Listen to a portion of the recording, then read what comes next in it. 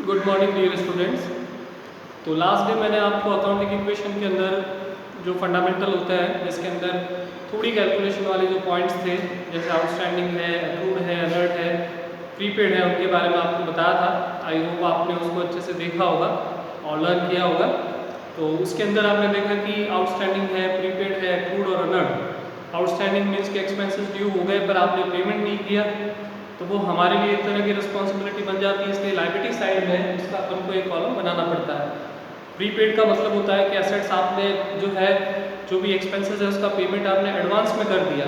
तो अगर एक्सपेंसेस का पेमेंट अगर हम एडवांस में करते हैं तो हमको राइट मिल जाता है उस चीज़ के ऊपर कि हम उस चीज़ को यूज़ कर सकते हैं।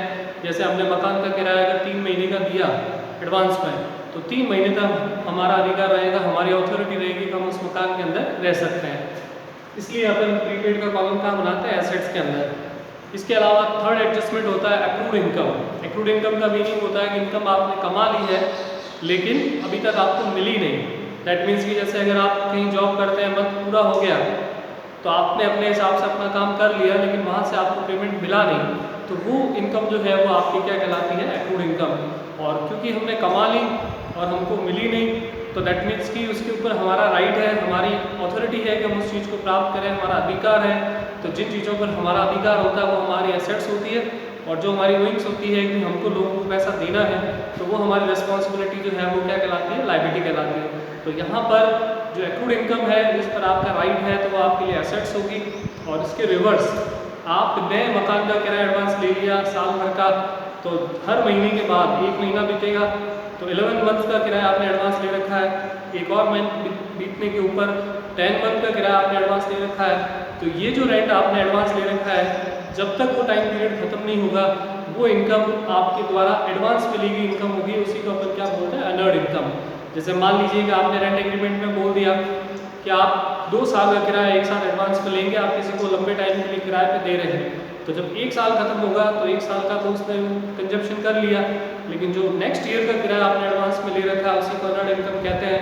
तो जब पहला साल खत्म होता है तो हमारे लिए रिस्पॉन्सिबिलिटी बन जाती है, हमारे लिए लायबिलिटी होती है कि हम दूसरे साल के लिए भी उसको मकान दें, और यही रिस्पॉन्सिबिलिटी जो है वो हमारे लिए क्या कहलाती है? लायबिलिटी। तो इसलिए अपन इसको कौन सी साइड में दिखाते हैं? लायबिलिटी। दूसरी बात कि आउटस्टैंडिंग एक्सपेंसेस क्योंकि अभी तक हमने पे नहीं किए तो उससे कैश में इफेक्ट नहीं पड़ता, लेकिन क्योंकि वो एक्सपेंस है प्रॉफिट को कम करते हैं इसलिए कैपिटल में से डिडक्ट होते हैं। जबकि प्रीपेड एक्सपेंस क्योंकि आप पेमेंट कर चुके हो तो कैश को कम करेंगे। अक्रूड इनकम मिलनी थी पर मिली नहीं, लेकिन इनकम है इसलिए प्रॉफिट बढ़ेगा तो कैपिटल में ऐड करोगे। और अर्नर्ड इनकम मीन्स कि वो आपको मिल चुके हैं पैसे एडवांस के अंदर, तो वो आपको कैश के अंदर ऐड करने हैं। और अर्नर्ड इनकम को बैलेंस शीट में कहाँ दिखाते हैं? लायबिलिटी। तो ये मैंने आपको लास्ट डे वाला थोड़ा रिफ्रेश कर दिया, क्योंकि ये 4 एडजस्टमेंट्स आपके बहुत आगे के लेसन तक, last lesson final account with adjustment तक काम आने वाले होते हैं। अभी मैं इसमें आपको इनसे रिलेटेड जो क्वेश्चंस हैं वो आपको 1-2 क्वेश्चन करके बताता हूँ कि आउटस्टैंडिंग, प्रीपेड, अक्रूड, अर्नर्ड को विद क्वेश्चन में अगर शामिल करते हुए किस तरह से इसका सोल्यूशन करेंगे।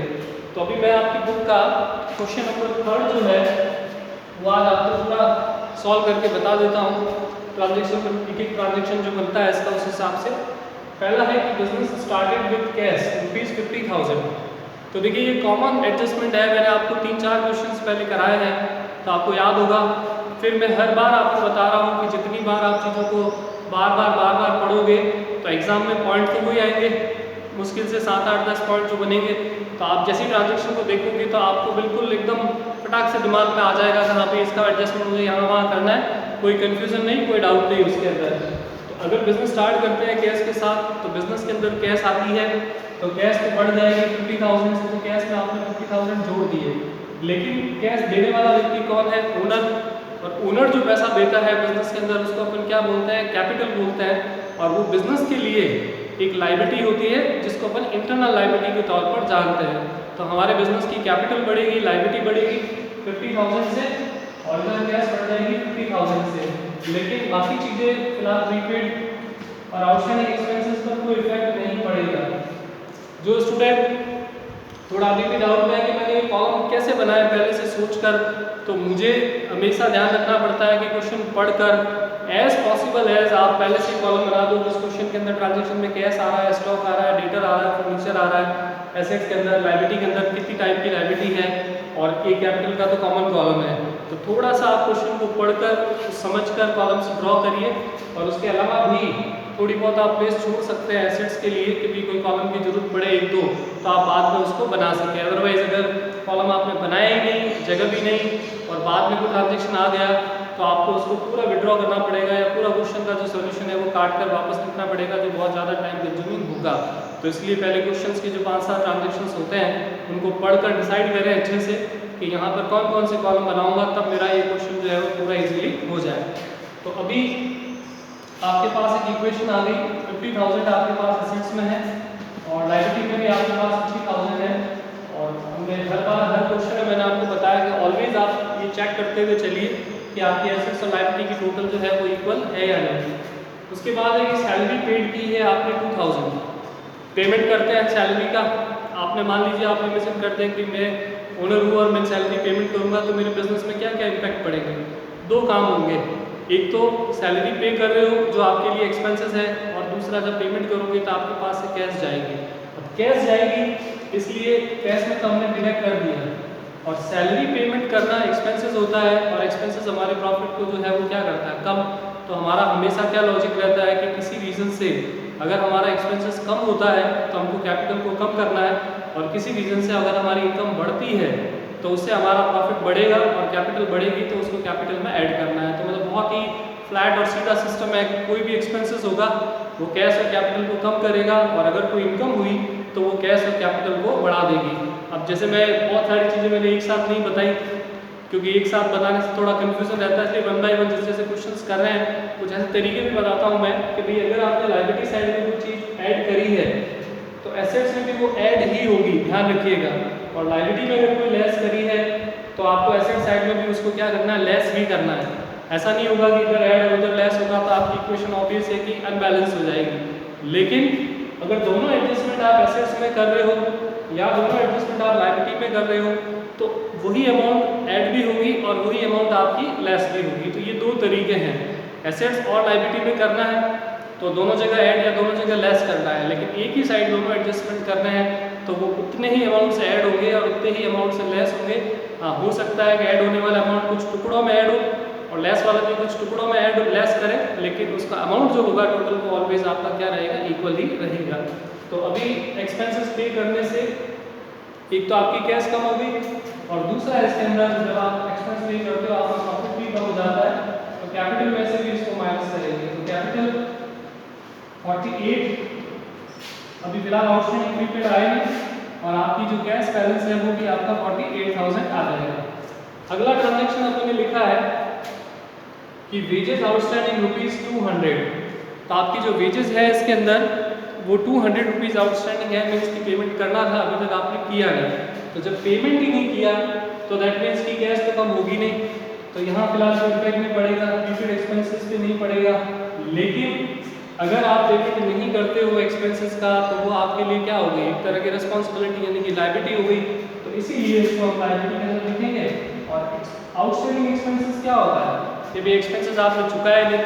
और आउटस्टैंडिंग एक्सपेंस मैंने आपको बहुत डिटेल से पिछले वीडियो में बताया था कि एक्सपेंसेस के अंदर आउटस्टैंडिंग एक्सपेंसेस ऐड हो जाते हैं और वो टोटल अमाउंट फिर जाके अपनी इनकम में से अपन क्या करते हैं, लेस। तो दैट मीन्स कि अगर हम आउटस्टैंडिंग एक्सपेंस लिखते हैं तो हमारे एक्सपेंसेस बढ़ेंगे, और अगर एक्सपेंसेस बढ़ेंगे तो हमारा प्रॉफिट है ऑब्वियसली क्या होगा, कम। और प्रॉफिट अगर कम होता है तो अपन कहाँ डिडक्ट करते हैं, सब्ट्रैक्ट करते हैं लायबिलिटी साइड के अंदर कैपिटल। तो वो मैं यहाँ कर रहा हूँ, तो 200 रुपये लायबिलिटी में बढ़े और 200 रुपये लायबिलिटी में वापस आपके क्या हो घट भी गए। तो इसका मतलब कि जब एक ही साइड आप दोनों एडजस्टमेंट करते हो तो ऐड और लेस दोनों आपके जो है वो कहाँ पे होंगे, एक ही साइड के अंदर करेंगे। और इधर साइड आपकी 48,000 है, इस पर कोई इफेक्ट नहीं पड़ा, और दोनों की जोड़ करें तो 47,800 प्लस 200 जोड़ेंगे तभी भी इसकी टोटल जो है वो आपकी कितनी हो रही है, 48,000 ही हो रही है। अब इसके बाद अगला एक्सपेंस है या आइटम है interest due but not paid ₹100। तो ये अलग लैंग्वेज हो गई कि इंटरेस्ट आपका जो है वो ड्यू हो गया है लेकिन आपने पेमेंट नहीं किया। आई थिंक आपको जो पढ़ा है उसी से पता चल गया होगा कि ये भी आउटस्टैंडिंग एक्सपेंसेस हो गया कि इंटरेस्ट ड्यू हो गया है, एक्सपेंसेस ड्यू हो गया पर आपने पेमेंट नहीं किया। तो बार अभी डिस्कस किया है पूरा, तो बार वापस एक आपको डिस्कस करने की जरूरत नहीं कि भी आउटस्टैंडिंग है। तो एक आउटस्टैंडिंग के अंदर लिखेंगे अपन एक्सपेंसेस हमारे एक्सपेंसेस को बढ़ाते हैं, हमारे प्रॉफिट को कम करते हैं। आउटस्टैंडिंग बढ़कर 300 हो गए, ये 47 700 हो गए, इक्वल्स टू इधर कोई इफेक्ट पड़ा नहीं अभी तक टिल नाउ, और ये 48। तो अभी भी घूम फिर कर आपकी टोटल बस इधर से कम हो रही है, लाइबिलिटी का इधर वापस जुड़ रही है, तो दोनों कॉलम की टोटल मिलाकर जो है अभी आपके आमने सामने बराबर है। Last rent paid in advance ₹150, तो आपने रेंट का पेमेंट एडवांस में कर दिया है, तो मतलब पेमेंट कर दिया है रेंट का, तो अगर पेमेंट कर दिया है तो नेचुरली आपकी कैश क्या होगी, कम, और रेंट का पेमेंट एडवांस में कर दिया तो उसके लिए फिर आपको अलग से जो है प्रीपेड एक्सपेंसेस का भी आपको क्या करना है, कॉलम बनाना पड़ेगा, जो मैंने यहाँ बना रखा है। तो रेंट आपने पेमेंट की, माइनस कर दिया कैश में से, और प्रीपेड के अंदर वापस आपने जोड़ दिया, तो ये हो जाएगा 47,850, ये 150, ये आपका इफेक्ट क्योंकि कुछ पड़ा नहीं, तो ये 300 और ये 47,700। तो अभी भी अगर आप इसकी टोटल करें तो इधर की टोटल भी आपके 48 है और इधर की टोटल भी आपकी क्या आ रही है, 48। तो दोनों साइड की जो टोटल है वो आपके इक्वल इसमें रह रही है, तो आपकी जो फाइनल कैलकुलेशन है वो बराबर है और आपका जो आंसर है इसका वो खत्म हो जाता है, ठीक है ना। अब देखिए इसके बाद अगला क्वेश्चन मैं आपको बताता हूँ, नेक्स्ट क्वेश्चन। अब देखिए स्टूडेंट्स, मैं आपको इसमें एक और अच्छा क्वेश्चन जो है वो करके बताता हूँ जिसमें कुछ नई चीज़ें आएगी। और जैसा मैंने आपको पहले भी बोला था कि इसमें एक दिक्कत तो रहती है इस लेसन के अंदर, जो आपके लिए बाद में तो फ़ायदा ही देगी कि बहुत सारी टर्म्स जो अभी तक इतनी पढ़ी नहीं है डिटेलिंग में, लेकिन फिर भी उसके बारे में यहाँ पे क्वेश्चंस आ जाते हैं। लेकिन ये बहुत ही हेल्पफुल होगा क्योंकि यहाँ पढ़ेंगे फिर आगे वापस 2-3 लेसन्स में आपके पास आएगी, तो आपको ऑलवेज जो है वो प्रीवियस नॉलेज भी रहेगा कि मैंने इस चीज़ को पढ़ रखा है, तो आप आराम से अपने टीचर्स के साथ कंसल्ट कर सकते हैं। वो अगर वर्ड पूछे कि डेप्रिसिएशंस क्या होता है ये, और कोई बैड डेब्ट्स क्या होता है, इंस्टॉलमेंट क्या होता है, तो आप उनको अगर जवाब देते हैं तो क्लास में आपका इंटररिएक्शन बढ़ता है, तो उससे भी आपकी इमेज जो बनती है। क्योंकि 11th से ऑब्वियस है कि बिल्कुल अगर आप आए हैं, अब नया सब्जेक्ट आपने लिया है, तो बिल्कुल नई फैकल्टीज़ जो आपको नहीं पढ़ाती थी, क्योंकि 8th 9th 10th में तो वो सीक्वेंस पे रहता है, मैथ के सर 9th में भी थे, 10th में भी हो सकते हैं सेम हो, लेकिन अभी आपको अपना एक नया अलग से इमेज बनाना है अपने सब्जेक्ट के हिसाब से। तो अगर आप इंटरव्यू करेंगे क्लास में तो वो आपके लिए बहुत ही अच्छा रहता है। तो अभी मैं एक और अच्छा क्वेश्चन इसके अंदर आपको ले रहा हूँ, क्वेश्चन नंबर 9, क्योंकि मैंने आपको जो अभी तक पढ़ाया है उसमें मैंने आपको 2 क्वेश्चन पहले भी करके बताया, 2 आप बता रहा हूँ, तो उससे एटलीस्ट 9 टाइप के क्वेश्चन जो है वो आप इजीली कर सकते हो। कुछ मैंने सॉल्व करके दिए हैं, कुछ मैंने डिस्क्राइब भी किए हैं, और फिर भी अगर कोई क्वेश्चन आपके ना मिले तो आप मुझे व्हाट्सएप नंबर मेरा इस पर चैनल पे लिखा है, तो वहाँ पर वो क्वेश्चन नंबर भेज सकते हैं, तो मैं उसका आपको सोल्यूशन भी भेज दूँगा। तो अभी देखिए कि पहला ट्रांजेक्शन इसका है, business started with cash. Once again no description required too much, कि भी मैं आपको बार बार बताऊँ, सिंपल से बिजनेस स्टार्ट किया कैश के साथ। बिजनेस के अंदर तो एक तो कैश बढ़ेगी और एक आपकी इसके अंदर कैपिटल जो है वो बिजनेस के अंदर वो लगा रहा है अंदर, तो इसकी कैपिटल बढ़ेगी। तो अब ट्रांजेक्शन जैसे जैसे बार बार आएंगे तो आपको बहुत ज़्यादा खुद भी जो है वो कंसर्न करने की जरूरत नहीं है, सोचने की जरूरत नहीं पड़ेगी। अगला है कि क्रेडिट परचेज ऑफ गुड्स ₹18,000, तो आपने क्रेडिट में परचेज किया है गुड्स 18,000 का। वैसे किताब वाले ने आपकी फैसिलिटी के लिए इतना लिखा है, अदरवाइज ये लिखा होता है कि गुड्स परचेज फ्रॉम राम, तो उसका मतलब होता है कि वो आपने क्रेडिट में खरीदा है, क्योंकि जब किसी व्यक्ति का नाम लिखा हो तो उसका ट्रांजेक्शन का मीनिंग होता है कि वो ट्रांजेक्शन आपने क्रेडिट यानी उधार में करा है। तो जिस व्यक्ति से हम गुड्स परचेज करते हैं उसको और पेमेंट हाथों हाथ नहीं करते हैं तो उसको अपन बोलते हैं क्रेडिटर्स। तो अगर आपने क्रेडिट में परचेज किया है तो जिस पर्सन से आपने परचेज किया उसको तुम क्या बोलेंगे, क्रेडिटर्स। और गुड्स आपने खरीदा है तो गुड्स आपके पास क्या होगा, बढ़ेगा। तो 2 तरीके हो सकते हैं परचेज के। पहला तो ये है कि भाई आपने परचेज किया और इमीडिएट कैश पेमेंट कर दिया, तो उस कंडीशन में तो एक तो स्टॉक बढ़ेगा और कैश घट जाएगा, लेकिन आपने पेमेंट तो किया नहीं। तो जब हम पेमेंट नहीं करते हैं तो हमारे लिए क्या बन जाती है, लायबिलिटी। और कैपिटल के अलावा बाकी जो भी लायबिलिटी होती है वो सारी लायबिलिटी आपकी क्या कहलाती है, एक्सटर्नल लायबिलिटी। तो दैट मीन्स कि ये एक्सटर्नल लायबिलिटी है और जिसको अपन क्रेडिटर के नाम से इसके अंदर कॉलम इसका अलग से बनेगा। तो अगर गुड्स खरीदा है 18,000 का, तो गुड्स जो स्टॉक को इंडिकेट करता है, स्टॉक का मतलब गुड्स ही होता है, गुड्स को खरीद कर बिजनेस में रखते हैं, उसी को अपन क्या बोलते हैं, स्टॉक। तो 18,000 का गुड्स बढ़ेगा और साथ साथ 18,000 के हमारे क्रेडिटर्स भी बढ़ जाएंगे।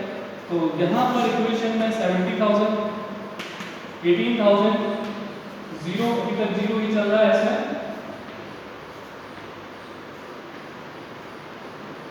और यहाँ पर 18,000 और यहाँ पर 17,000। तो दैट मीन्स की कंपैरिजन के लिए आपको देखने की जरूरत नहीं, 70 70 18 18 बराबर है इक्वेशन।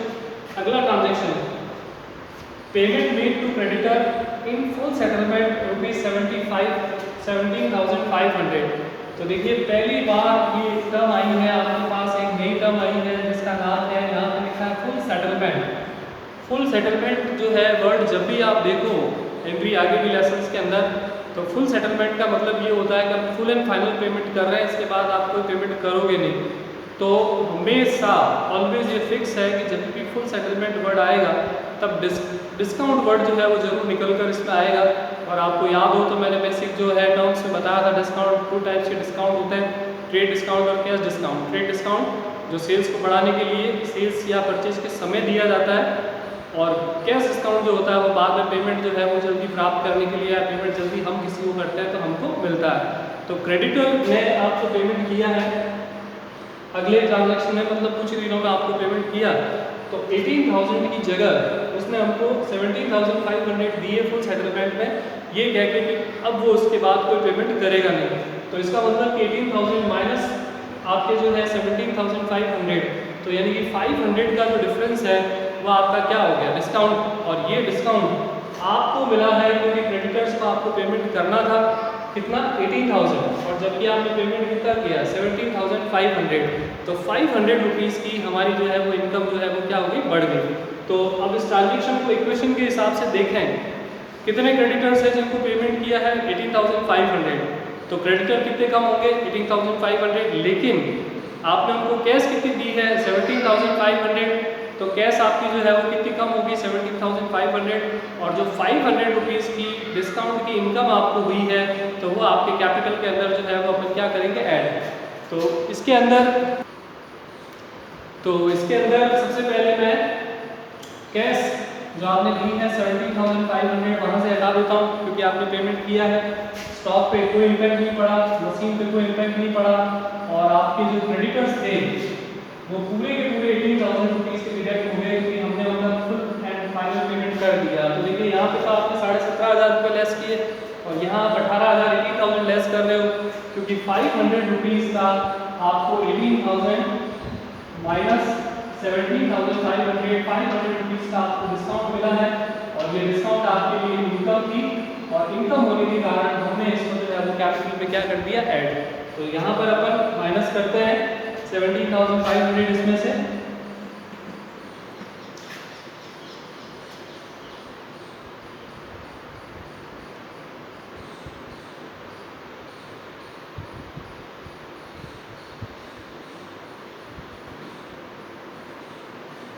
तो इसका बैलेंस जो बचेगा तो 62,500 ये बच गया। इसका बैलेंस जो है वो आपके 18,000 बच गया, और इधर आपका बैलेंस 0 0 ही रहेगा। ये बैलेंस आपका हो गया 0 क्योंकि आपने इसको पेमेंट कर दिया तो 0, और ये बच गया आपका 69,500। और अब अगर अपन इसकी टोटल करें बराबर, एक बार चेक कर लेते हैं इसको। तो इसके अंदर थोड़ा कैलकुलेशन में चेक कर रहा था एक बार, तो यहाँ पर इसमें 70,000 में से 17,500 माइनस करा तो 52,500 ही बचेगा, ये 18 इधर आपका 18 में से 18 माइनस कर दिया, और ये 70,000 में 500 अपन को प्लस करना है, तो ये हो जाएगा आपका 70,500। अब इधर की टोटल करें तो 52 और 18 70, ऊपर भी 500, और इधर की टोटल भी आपकी जो है वो कितनी हो रही है 70,500। अब इसके बाद अगला ट्रांजेक्शन है कि परचेज की है मशीनरी फॉर कैश 20,000। तो बहुत सिंपल है, कैश में मशीन को खरीदा, मशीन हमारे लिए क्या होती है, एसेट्स, और कैश भी वैसे होती है एसेट्स, लेकिन कैश हम देंगे तो कैश तो हम कर देंगे डिडक्ट सब्सट्रैक्ट, स्टॉक पे भी फर्क नहीं पड़ेगा, मशीन हमारी बढ़ जाएगी, और लाइबिलिटी साइड में आपको कोई इम्पैक्ट इसमें पड़ेगा नहीं। तो ये 70,500 नाउ, ये 0 इक्वल्स टू 20,000, ये 18,000, और ये इसमें से माइनस कर देंगे अपन तो 32,500। तो अभी इसकी टोटल 32 और 18 ये हो गए 50,500 और प्लस 20,000, तो 70,500 इधर भी है और 70,500 आपके इधर भी है। अगला लास्ट ट्रांजेक्शन है, इसके अंदर कि डेप्रिसिएशन लगा रहे हैं मशीन पर, आपको उम्मीद भी पता होगा मैंने टर्म्स के अंदर बताया था। फिर एक बार बता देता हूँ कि जैसे जैसे हम एसेट्स को यूज़ करते हैं और टाइम जैसे जैसे उसका बीतता रहता है, एसेट्स की वैल्यू डेप्रिशिएट हो जाती है, कम हो जाती है। इसीलिए इसको जो है डेप्रिशिएट होने वाली वैल्यू को क्या कहते हैं, डेप्रिशिएशन। हिंदी में इसका मीनिंग जो होता है, हिंदी में इसको बोलते हैं मूल्यह्रास। मूल्य मतलब उसकी प्राइस और ह्रास का मतलब है कि वो कम होना। तो डेप्रिशिएशन हमेशा एसेट्स की वैल्यू को कम करता है। और दूसरी तरफ क्योंकि डेप्रिशिएशन हमारे लिए एक तरह का नुकसान हो रहा है, एक तरह का हमारे लिए एक्सपेंसेस हो रहा है, तो वो हमारे प्रॉफिट को जो है वो क्या करता है, कम। तो डेप्रिशिएशन बिजनेस के लिए एक एक्सपेंसेस है। वो एसेट्स जैसे थोड़ा मैं अगर ज़्यादा डिस्क्राइब करूँ तो थोड़ा और बता देता हूँ एग्जाम्पल के लाइक, जैसे आप 1 लाख की मशीन लेकर आए तो वो 5 ईयर्स चलेगी, तो वो पूरे के पूरे 1 लाख रुपए तो आप अपने एक्सपेंसेस में लिख नहीं सकते, क्योंकि वो तो 5 ईयर चलेगी, तो उसका थोड़ा थोड़ा जितना यूज़ कर रहे हो उतना ही एक्सपेंस आपको लिखना चाहिए। तो 1 लाख डिवाइड बाय 5, यानी हर साल मशीन जो यूज़ होगी वो कितनी होगी, 20,000। तो वो मशीन के यूज़ का जो एक्सपेंस है वो ही डेप्रिसिएशन कहलाता है, जिसको हम एक्सपेंसेस में लिखते हैं। और एसेट्स में 1 लाख में से 20,000 माइनस करके पीछे 80 बचेगा। अगले साल फिर 20,000 आपके एक्सपेंसेस में आएगा और 20,000 एसेट्स 80 में से लेस होगी, तो एसेट्स कितनी रहेगी, 60। तो इससे दो चीज़ें होती है इम्पोर्टेंटली, एक तो एसेट्स की वैल्यू बराबर सही दिखती है जितनी वो बची हुई है वो, और दूसरा वो जो एक्सपेंसेस है एसेट्स यूज़ करने का वो हमारे प्रॉफिट एंड लॉस के अंदर आता रहता है। तो दो इम्पैक्ट पड़ेंगे, एक तो डेप्रिसिएशन लगाने से आप लगा रहे हो उस पर 2,000 रुपीज़ का डेप्रिसिएशन, तो एक तो 2,000 रुपीज़ से तो आपकी मशीन घट जाएगी, तो ये आपका सिमिलर और ये हो जाएगा 18,000। और इसके बाद डेप्रिसिएशन जो है खुद वो होता है आपके लिए क्या, एक एक्सपेंस है, तो वो आपकी कैपिटल को कर देगा कम, और इसकी टोटल हो जाएगी 68,500। और इन सबको भी अगर जोड़े तो इसकी टोटल अगेन 32,500 प्लस 18, 50,000 ये हो गए 500 ऊपर के, और 50,000 के ऊपर अगर 18,000 जोड़ेंगे तो आपके 68,500 इधर भी है और इधर भी है, तो दोनों साइड की टोटल जो है वो आपके बराबर आ रही है। तो देखिए सबसे ज़रूरी है पहला मेन काम के जो क्वेश्चंस मैंने कराया है इनको वापस कॉपी में करिए। अकाउंट बड़ा ही मैजिकल सा सब्जेक्ट होता है, जैसे मैंने अभी क्वेश्चन आपको करके बताए दोनों, तो क्वेश्चन जब मैं कराऊंगा तब आपको लगेगा कि बहुत इजी है, फटाफट आराम से हो जाएगा। लेकिन जब आप इन्हीं क्वेश्चंस को भी रिपीट करोगे तो आपको थोड़ी प्रॉब्लम फेस आएगी, कैसे लिखें, कैसे टोटल करें, कैलकुलेशंस, फॉर्मेट कैसे बनाएं, तो वो सब चीज़ें थोड़ा सीखने के लिए आप क्वेश्चंस करेंगे तो वो आपके लिए फार बेटर रहेगा। और जो लोग ट्यूशन कर रहे हैं तो वो भी थोड़ी प्रैक्टिस कर सकते हैं, और नहीं कर रहे हैं तो ज़रूरी क्वेश्चंस को करें। और कोई भी प्रॉब्लम हो तो आप कमेंट बॉक्स में बताइए, चाहे या व्हाट्सएप नंबर है वहाँ पर बताइए। Thank you.